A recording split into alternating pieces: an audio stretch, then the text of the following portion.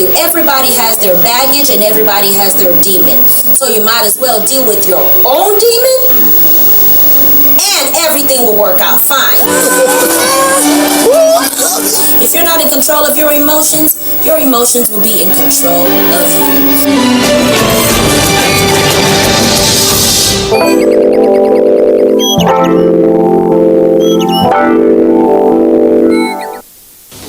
Hello everybody, thank you so much for tuning in to another episode of Emotions with Omenesa. This is a show where I enlighten you and I encourage you and remind you that you should be in control of your emotions. Otherwise, your emotions will be in control of you. So thank you once again for tuning in today. We are talking about passion versus education. Passion versus whatever you studied in school. Passion versus what everyone else tells you to do. Passion versus what you think that you should be doing and nobody agrees with it. That's what we are talking about today. Passion versus education. So there was a time in my life that all I wanted to do was just be an intern. I actually wanted to just be an intern to a psychologist. I was living in Kentucky at the time, and there was this place that I used to just envy. All I wanted to do was just hold the briefcase to a psychologist and walk with him or her to their cases and write their statistics and their diagnosis and and bipolar and schizophrenia and all of that. Like, I was just so interested in that. And then, hey, today I am a singer, I am a businesswoman, I am hosting this show. I am certainly not holding the briefcase to a psychiatrist. So this tells me that your passion has everything to do with your livelihood. Now, there are some people who are blessed enough to find their passion eventually when they do get older, and then we have people who just found it at a very, very early age and they knew that this is exactly what they wanted to do. For me, I have been singing since I was 3 years old. So now that I am singing on bigger platforms and now that this is what I do full-time, recording albums and everything, I started doing that when I was younger. But when I went to the university, my bachelor's degree was in church ministries. Yes, I knew that I was going to do ministry in one way or the other, but the magnitude of all that I do is not just church ministries. I'm currently doing a master's now in thanatology, which is the art of death and dying. And I'm telling you, if I knew everything that I know now, I probably wouldn't have spent 8 years in school. So my guest today actually studied agriculture, and you will be surprised to hear what she is doing now, because it has absolutely nothing to do with crops. It has nothing to do with seeds or germination or anything of that nature. And so that's really what I want to encourage you today, is to be very, very honest with yourself, because all these people that you're building your life around, those people will die. Yes, if it's your parents, they will get older. They will definitely leave this earth before you do, and now you're stuck working a banking job or being a lawyer when you don't even like people. You don't even like to communicate. You don't even like being in a room of people. You don't like being judged. You don't like arguing. You don't like going back and forth. But everyone is telling you to be a lawyer. You don't like blood, but because there's so much money in medicine, so you decide to faint every single time that you see blood, and that's what you are enduring because you are waiting for some kind of big paycheck. And let me tell you something about the medical field. It's just like every other field. There are so many levels, but me being in the nursing field, I can tell you that you would never be content in just nursing or in medicine, because guess what? There is a general doctor, there is a surgeon, there is a nursing practitioner, there is a CNA, there is an HHA, there is an NP, there is a hospice nurse, there is a palliative nurse. My goodness, there are so many levels in medicine, just like there's so many levels in banking, and there's so many levels in all of these jobs that we are choosing. So why on earth are we going to decide to walk into a career that we still have to grow in levels and we don't even like it? That is an emotional investment, a financial investment, a spiritual investment. Your whole family is being strained over, and your finances is being strained or are being strained over a profession that you are not passionate about. It doesn't make any sense. And you know what? Yes, I do agree that our experiences kind of expose us to what we really, really want to do. Like me now doing a master's in death and dying. If my mother didn't die, I probably wouldn't have been thinking on that route. I knew that I wanted to do something with hospice, but I didn't know that I was going to take it up to another level of actually becoming a thanatologist. So yes, I do agree that there are some experiences that you would have and process in life that would take you and expose you to what your passion is. But there is something that you have been doing since you were a child. There is something that you just knew that this is what you want to be doing. But then you got older and then you started to think about money, or you started to consider your spouse, or you were considering your parents, or what people would say, what the society would say, and now you have tweaked your plans a little. So that's what this topic is about today, is do not tweak your plans. Don't tweak your plans. Don't change anything. Stick to your guns and make sure that those guns are loaded. Stick to your guns and do exactly what it is that you want to do. Becoming a lawyer, becoming a businesswoman, becoming a businessman. There are some people who, so what do you want to become? I want to be a businessman. You know, people don't even see this as being a career. They associate being a businessman to hustling, or being a businesswoman to hustling. They don't actually see it as a career move. Okay, well, you know what? Wall Street is being a businessman. Being in stocks is being a businessman. It's the same thing as business. So my guest today is going to enlighten us on how we can really, really hone in on our passion. And you know what? I encourage you to do this when you are still younger, or when you haven't married, or when you don't have so much responsibilities, which would alter your plans. With more responsibilities comes a lot of alterations. You would have to tweak a whole lot. The more children you have, the marriage you have, the country in which you find yourself in, the state in which you find yourself in, they would all come together to help you make a decision that may not even be serving you.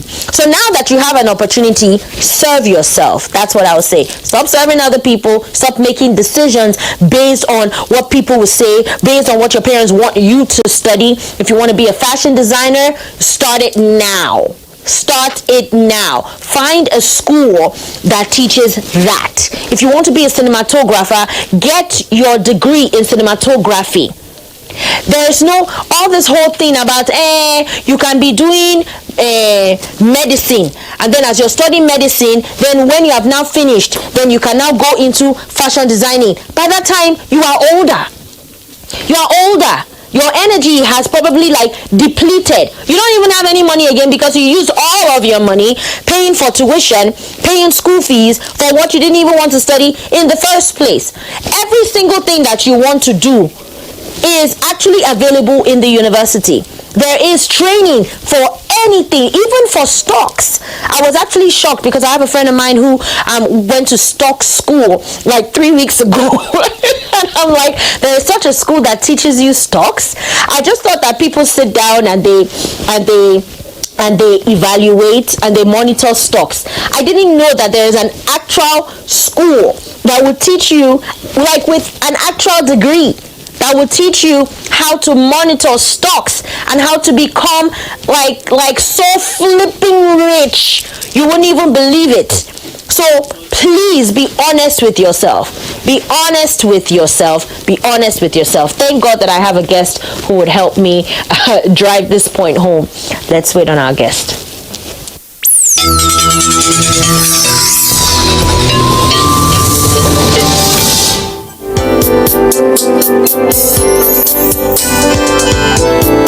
We've been talking about passion versus education versus whatever you studied in school, and there's none other to take us to another level with this topic than my guest Joy Asian. They call her the millionaire woman. Thank you so much for being my guest today. You're welcome. It's so good to see you. I see all you're doing. I see everything that you're doing. Thank you so much for taking out time from your very busy schedule. Making all of that money. Thanks for having me. Thanks for having me here. You're welcome. It's been a while I've been here. So, I introduced you as studying agriculture first, and then now you're obviously the millionaire woman, and it has nothing to do with crops.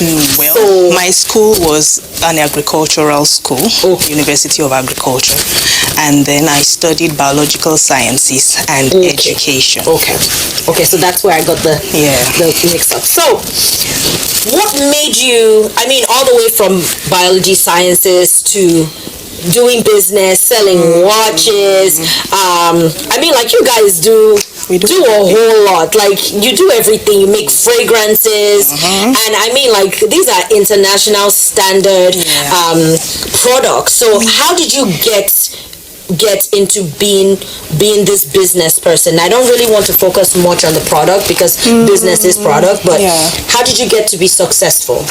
I am not there yet. Okay. I'm on my way there. I'm not there yet, really. Becoming a businesswoman is a process that life took me through. I didn't even know I was going through a process. After school, or while in school, I always had things I sold. I can't think of a time I was never selling anything. We've sold houses, we've sold cars, and I started selling wrappers in school, belts, shoes, handbags. There was a time mommy couldn't afford much at the time. She could only give me money to pay my transport fare back to school. And then this church member came back from Dubai with so many things. So we went to her house. I got a bag full of wrappers, shoes, belts, handbags, and went back to school because I knew my survival depended on the sales from the proceeds from the sales. So I started selling those things. I sold books, and then during my service year, I started selling cosmetics, makeup, perfumes. There's never been a time. It was born out of a necessity. We needed money to do things. We needed money to push things, do one or two things. And the money wasn't really there, so we had to sell. That was how I started business. And then even when I held down one or two jobs, I still had Ankara somewhere that I was selling. So it was a process life took me through, born out of necessity. And then I grew on it. I became quite good. Doing business actually helped me discover myself. I knew what I could do. I knew what I couldn't do. I discovered I learned marketing on the streets. I had this habit. I would give myself this daily target. No matter what I do today, when I go out, by the time I'm coming back home, I should have made so and so amount of money. So I learned how to strike conversations with strangers at bus stops. I learned how to walk up to people, introduce myself, make polite conversation, and I may not sell to you immediately. But that's your aim. But that was my aim. So we would definitely see another time. So I learned marketing on the street. Most of the things I share online are not just what I read. I share from my experiences, what I have done, what I succeeded at, what I didn't succeed at. So born out of necessity, I discovered myself in the process. I discovered I loved to talk. Recently, I've been having speaking engagements, which have been quite intimidating. Yes, I saw one you did sometime last week or so. And the thing is, people kept recommending me for these things. I never pushed for any one of them. I discovered I loved to talk to people. I discovered I could write really well. A lot of videos where I just have an idea, I think of something, I post it online. There was a particular video I posted one day, some 2-3 years ago. I made about 200,000 just from that video. Most of my writings I put out online. I'm able to recruit people into the different businesses that I do, mostly from the comfort of my house. So these days I find myself talking more with startups and coming up with ideas, innovative ideas that could help their businesses grow. So that was how I found myself doing business. Awesome. And you said something that struck a chord in me. You said that your business started from a place of necessity. When I started my carrot oil business and my jewelry line, it was all from a place of necessity. I was hungry. And so now there's this thing we always tell people: it's either you're pursuing something or something is pursuing you. Exactly. That's what gives you all the drive and motivation. You're either hungry or hunger is pursuing you, or something. There's always something pushing you from that angle of necessity. Yeah. I like that. Now that you're obviously not hungry, it will take me to the mouths now that you're feeding, because now you have kids. So let's talk about how do you manage to do business? Because I know when you started your business when you just had your first child, and so right before you had your first child. I took it to another level. Even when you were pregnant, yes, with your second, you were doing business. So I meet a lot of people who say, I have children. Well, let the children grow up first. When they leave the house, so that I wouldn't go through empty nesters problem. Then I will now start business or whatever. But these people forget that they're going to be older. Because your children will probably leave your house when you're like in 15 or 18 years. So that's plus. That's plus 18 of what you already are. That's not the time you want to start a business. Not now, because like you're exhausted at that time. So you're exhausted at that time. So how do you manage to do all that you do as a businesswoman, and you have toddler, like you have a toddler, 7 and 5-year-old. Okay, so you still have babies who solely depend on you. Still very dependent on me. Exactly. So can you let our viewers know, like, your secrets? I think the challenge of every mom is balance. Being able to strike that balance, work, home, and then me. My me time is non-existent. There are so many times you come into the country, until you leave, we don't get to meet. There is no me time anywhere. So it's balance. It is not always easy, but somehow when I notice a small 5, 10, 15 minute window, I use it to the best of my advantage. As I was coming out this morning, I had already started the car when I remembered I hadn't kept what the children would eat. So I had to go back inside, warm their food, package everything neatly, and keep where. And also when I got here, I still sent a reminder I called my daughter and told her to remind Daddy, because Daddy may forget about your food, It's never really easy, but we just take things as they go. You prioritize. I don't have that luxury. I call it a luxury of wearing mommy hat now and then keeping it down later and putting on businesswoman hat. I just take it as I wear all the hats at the same time. There was a day we were preparing a PowerPoint presentation. On one hand, we were doing homework. On the other hand, and that is my life on a good day. So we don't manage it at all. We just go with the flow. And then mentoring our children, my husband and I, is top priority. I think they come first. So we try to carry them along too. One of the first business lessons my husband shared with my daughter, he said, meetings make money.